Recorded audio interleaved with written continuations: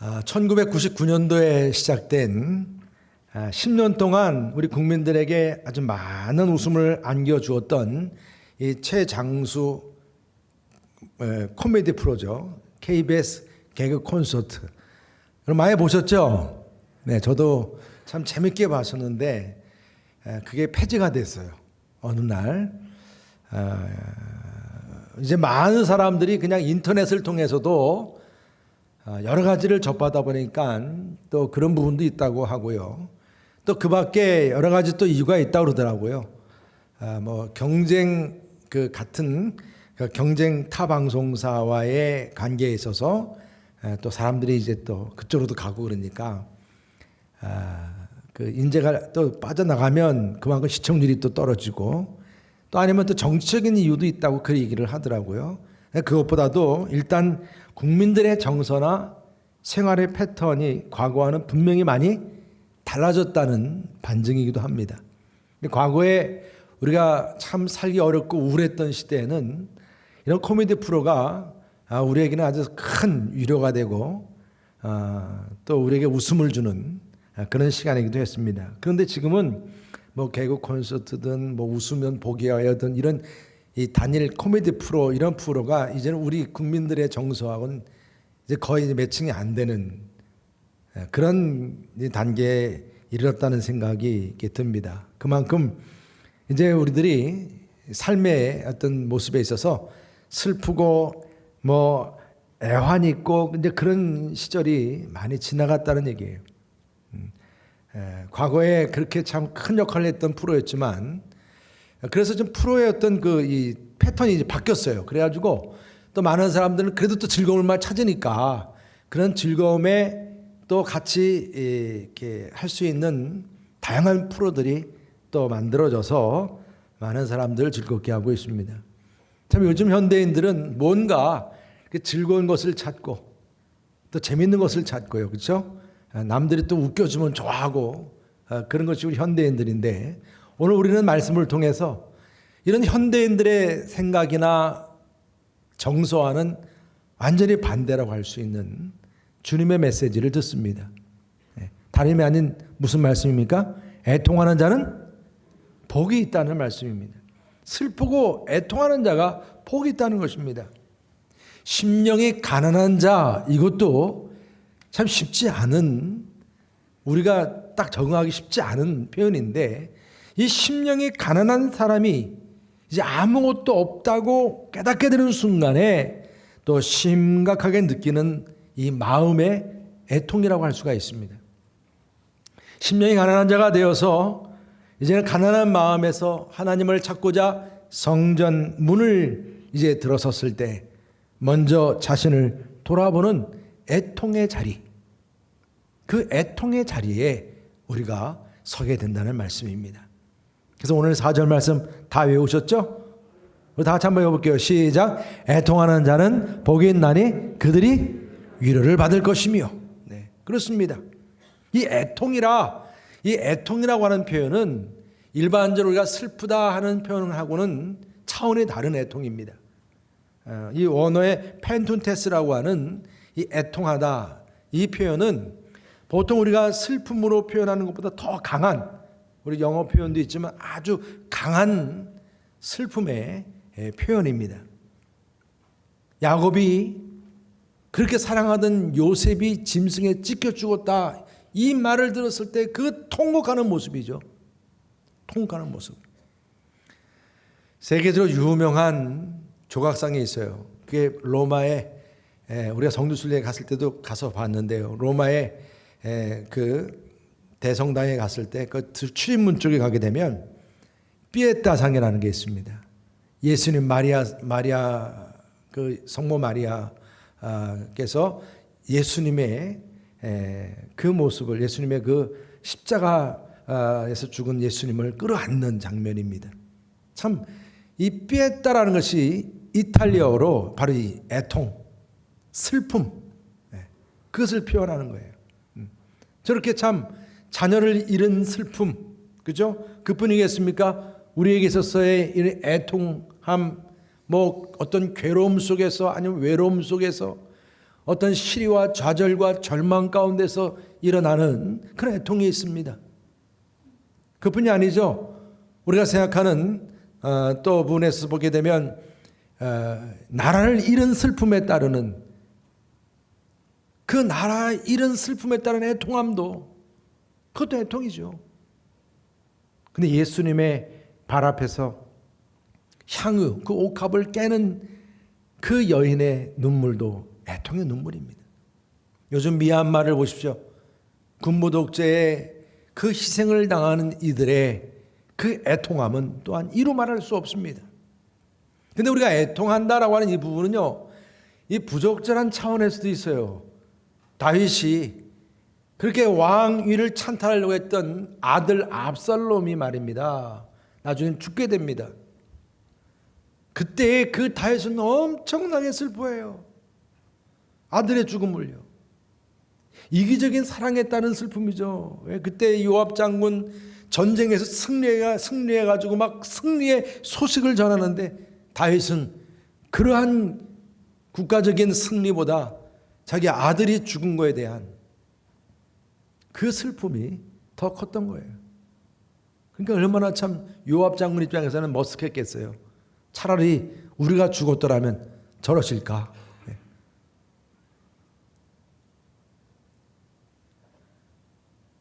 여러분들 잘 아시다시피 욕망에 따른 애통함도 있어요. 욕망. 암논, 우리 암논이 그의 누이 동생과 같이 동침하지 못하는 것에 대한 애통함이 있었어요. 병이 날 정도로, 그가 병이 날 정도로. 아합 왕은 나봇 포도원을 취하지 못하는 게 너무나 배가 아파가지고 밥을 먹지 않고, 그러면서 애통했어요. 여러분, 우리가 이처럼 애통한다고 하는 이 부분에 있어서 일반적으로 이렇게 정말 슬퍼서 애통해하는 부분들이 있습니다. 그런데 오늘 예수님께서 말씀하신 애통하는 자, 그 애통하는 자는 누구입니까? 그것은 먼저 하나님 앞에서 심령을 비웠다면, 심령이 가난한 자가 되었다면 반드시 자신의 죄를 깨닫는 그 애통함이 따라온다는 말씀입니다. 생명에 이르는 경건한 애통입니다. 회개의 애통이죠. 복 있는 애통입니다. 다윗이 밧세바를 강간했죠. 말 그대로 범했습니다. 그런데 그것으로 끝난 게 아닙니다. 그의 남편인 우리아를 전쟁터에서 죽게 했습니다. 그러고 나서 자신이 죄인으로 태어난 아무런 희망도 없고 지극히 가난한 거지임을 고백하게 되죠. 시편에 있는 51장 51편 3절에 보면 물은 나는 내 죄가를 아오니 내 죄가 항상 내 앞에 있나이다. 또 5절에 이렇게 말씀합니다. 내가 죄악 중에서 출생하였으며 어머니가 죄 중에서 나를 잉태하였나이다. 이처럼 자신의 죄에 대해서, 내가 아무리 왕이라고 하지만은 나 같은 존재도 이렇게 엄청난 죄를 범할 수 있다는 사실이, 영적으로 파산했어요. 나를 비웠어요. 그러면서 깨닫게 되는 현실은 정말 가난한 거지처럼 서 있는 모습이면서 이렇게 죄를 줄 수밖에 없는 자신의 모습, 영적으로 궁핍한 거지면서 말입니다. 아무것도 아닌, 아무것도 할 수 없는 존재로서 심령이 가난해졌을 때에 자신의 죄를 두고 마음을 찢으며 애통해하고 있습니다. 애통해하고 있습니다. 여러분, 욥은 가진 것이 많은 당대 의인이었습니다. 정말 부족한 것이 없는 사람이었어요. 그러한 욥을 하나님께서 시험하셨죠. 그가 가지고 있는 모든 재산을 다 한순간에 없어지게 했어요. 자녀들도 다 사라졌어요. 없어졌어요. 죽었습니다. 완전히 낮추었어요. 아무것도 아닌 존재로 추락시켰어요. 이때 욥이 고백을 합니다. 자신의 모습을 두고 말입니다. 42장 6절에 보면 그러므로 내가 스스로 거두어드리고 티끌과 재 가운데에서 회개하나이다. 여러분, 다윗 역시 자신의 그 애통함을 표현하는데 이렇게 표현해요. 내가 입을 열지 아니할 때 종일 신음함으로 내 뼈가 쇠하였도다. 자신의 죄로 인한 그 애통함입니다. 마치 번제단 앞에서 죄와 이별하고자 그 몸을 각을 뜨는 심정으로 말입니다. 마음을 찢고 애통함을 토하는 그런 모습입니다. 사도 바울도 자신의 죄에 대해서 어찌할 수 없어서 말입니다. 그래서 이처럼 애통해하고 회개하는 그 슬픔은 구원에 이르고 생명에 이르게 하는 그런 회개라는 것을 말씀했어요. 그래서 고린도후서 7장 10절 말씀 보면 하나님의 뜻대로 하는 근심은 후회할 것이 없는 구원에 이르게 하는 회개를 이루는 것이요 세상 근심은 사망을 이루는 것이라 했어요. 회개가, 이 회개라고 하는 것이 생명을 이루는 것이다. 그렇기 때문에 이 바울은 자신에 대해서도 내가 원하는 바 선은 행하지 아니하고 도리어 원하지 아니하는 바 악을 행한다 고백했어요. 오라 나는 곤고한 사람이로다. 이 사망의 몸에서 누가 나를 건져내랴. 이것이 사도 바울의 애통함이었습니다. 여러분, 우리가 세상적으로 물론 슬픈 일을 다 겪습니다. 그런 애통함이 누구에게나 다 있습니다. 그렇지만 그러한 일반적인 슬픔이라는 것이 나에게 어떤 생명을 주거나 구원을 이룰 수는 없는 거예요. 그렇지만 회개로 인도하는 애통함, 정말 나의 죄의 문제를 잡고 애통해하는 이 회개하는 애통함은 나의 믿음을 성장시키고 구원에 이르게 하고 생명에 이르게 함을 믿으시기를 바랍니다. 또한 예수님은 다른 사람들의 죄와 그들이 받을 심판, 죽음에 대한 애통함을 지금 오늘 말씀하고 있습니다. 심령이 완악해서 예수님을 영접하지 아니하는 저 예루살렘 성을 바라보면서 예수님은 애통해 하셨습니다. 마치 그 시편에 있는 기자가, 시인이 말입니다. 그들이 주의 법을 지키지 아니하므로 내 눈물이 시냇물 같이 흐르나이다. 그렇게 고백했듯이 말입니다. 우리 예수님께서도 이 땅에 불쌍한 영혼들을 바라보면서 이렇게 애통해 하셨다. 애통해 하셨다. 성경 말씀에 많은 우리의 믿음의 선조들도 그런 애통함을 보였습니다. 느헤미야는 예루살렘 성벽이 회파되는 모습 보면서 가슴을 찢으며 애통했습니다. 예레미야 선지자는 눈물의 선지자라 그랬어요. 이스라엘 백성들이 앞으로 어떻게 멸망할 것인가를 바라보면서 애통했어요. 에스겔 선지자는 성전이 회파되는 것을 보면서 가슴을 찢으며 애통했습니다. 여러분, 사도 바울은 복음을 전하는 가운데서 정말 불쌍한 영혼들을 바라보면서, 더기 유대인 민족을 바라보면서, 멸망해 가는 세상을 바라보면서 애통했어요. 그래서 빌립보서 3장 18절 이렇게 말씀합니다. 내가 여러 번 너희에게 말하였거니와 이제도 눈물을 흘리며 말하노니 여러 사람들이 그리스도의 십자가의 원수로 행하느니라 그랬습니다. 십자가의 원수가 되어 있는 모습들 바라보면서 애통해하는 거예요. 여러분, 정말 여러 가지 시대적으로 교회를 폄하하고 또 믿음 있는 사람들을 자꾸 폄하하는 그런 사회적인 분위기를 우리가 볼 때마다 우리는 애통하게 돼 있는 거예요. 안 할 수가 없어요.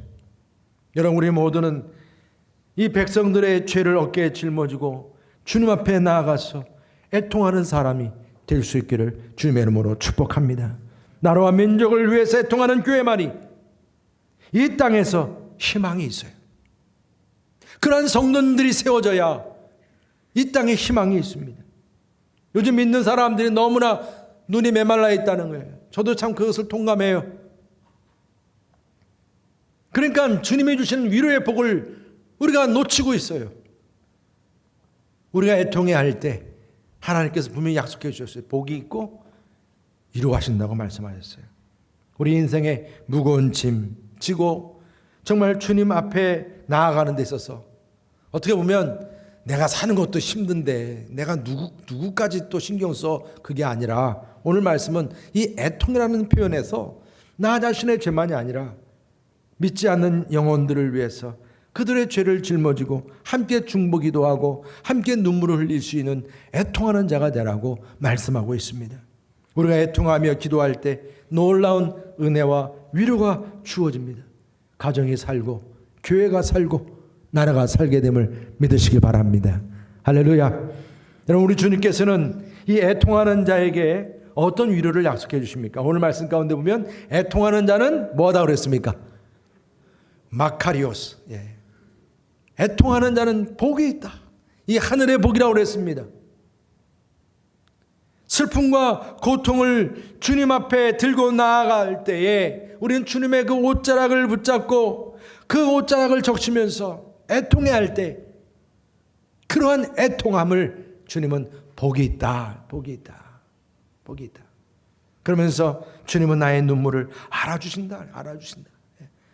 하나님께서는 그렇게 자신의 생명을 연장해달라고 기도하는 히스기야에게 뭐라고 응답하셨습니까?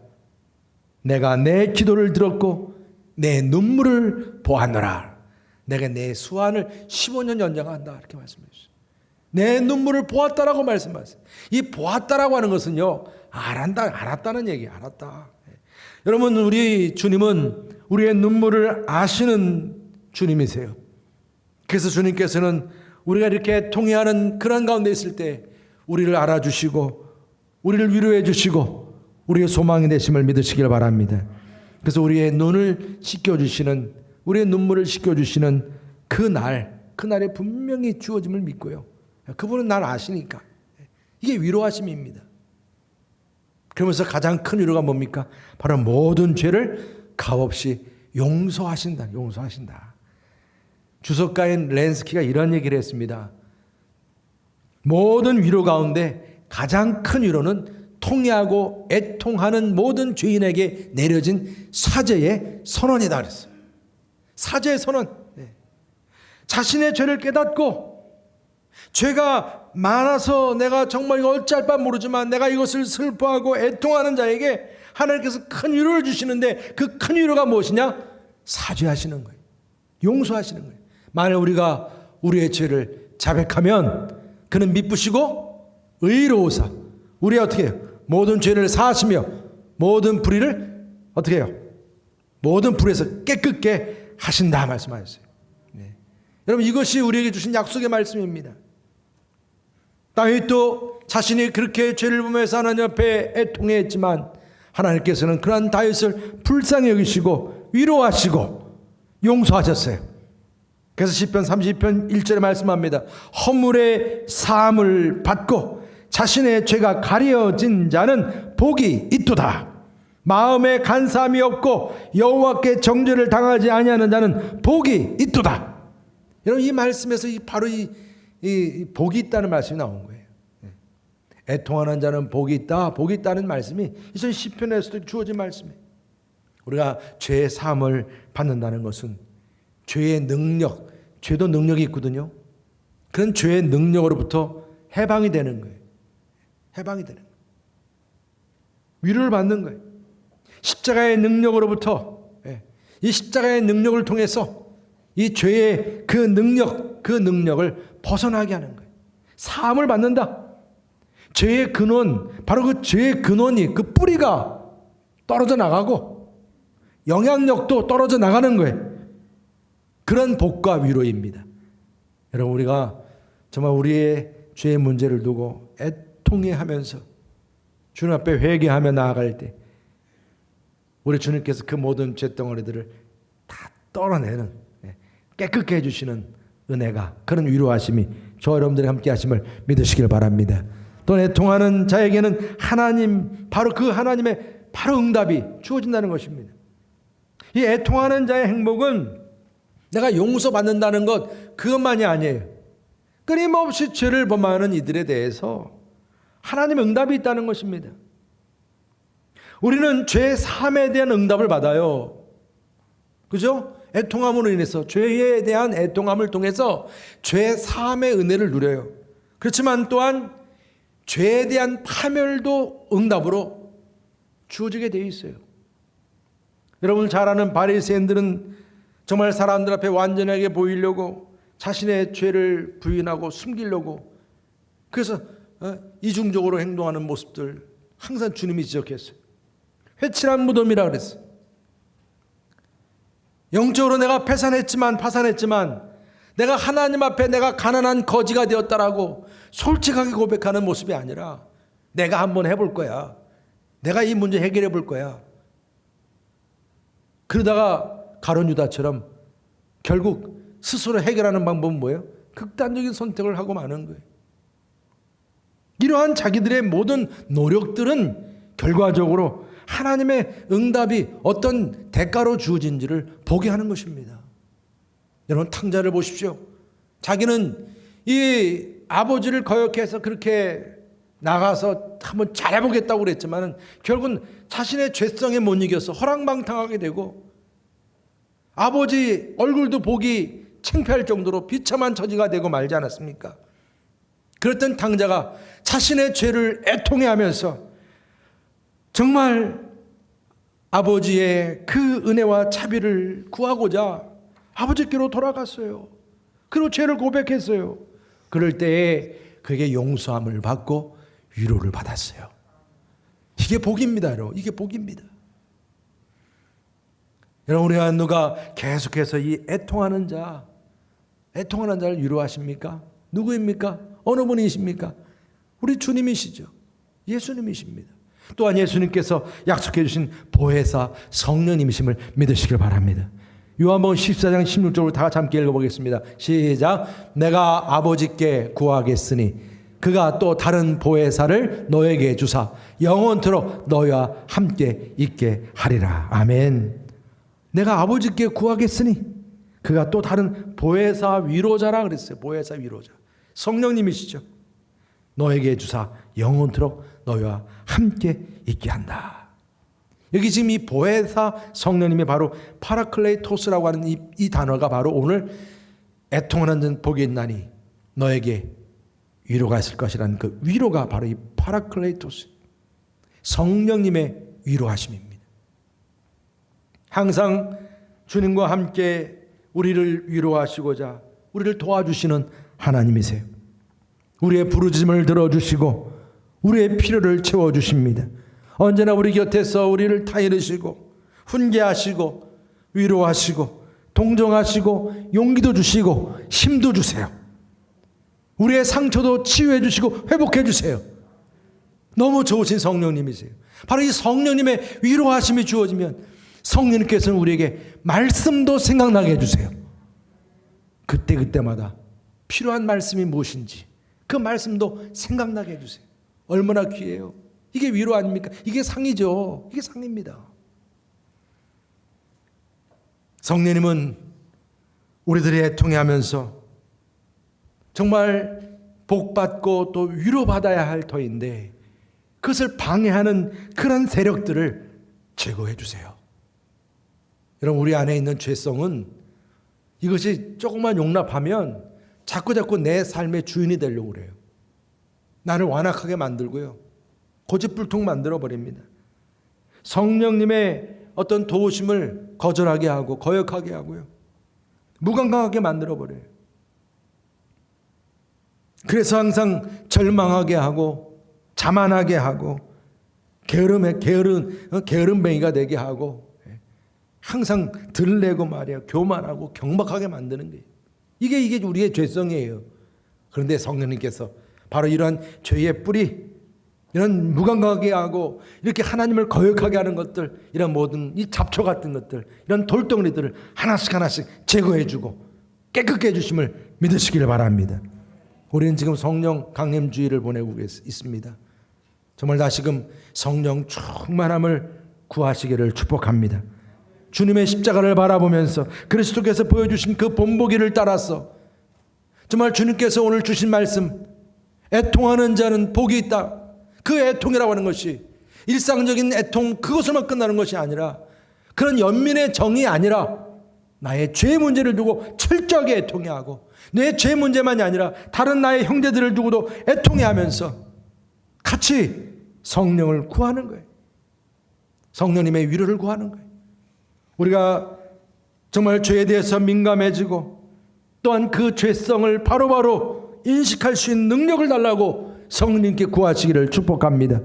그럴 때마다 애통해하면서 죄를 회개할 때 하나님께서는 우리를 불쌍히 여시고 우리의 죄를 용서하시는 그 위로하심의 상급을 주심을 믿으시기를 주님의 이름으로 축복합니다.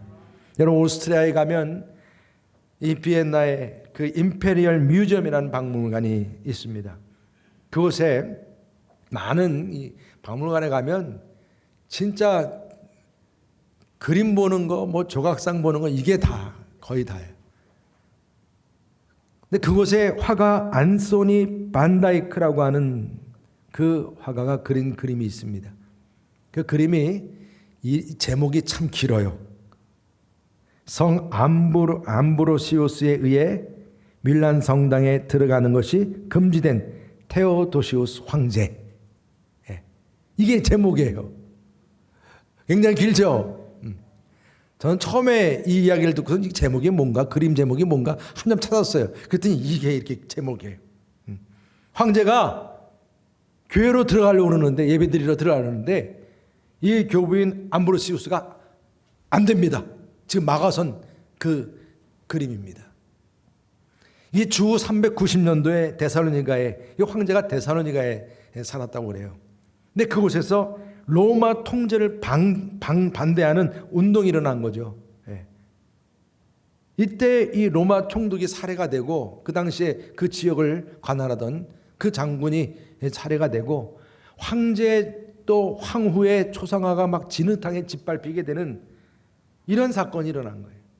이때 이 테오도시우스 1세가 분노해가지고 그 양민들, 그 데살로니가에 있는 모든 양민들을 다 원형 경기장에 가두게 합니다. 그리고 사형을 명한 거죠. 이 황제가.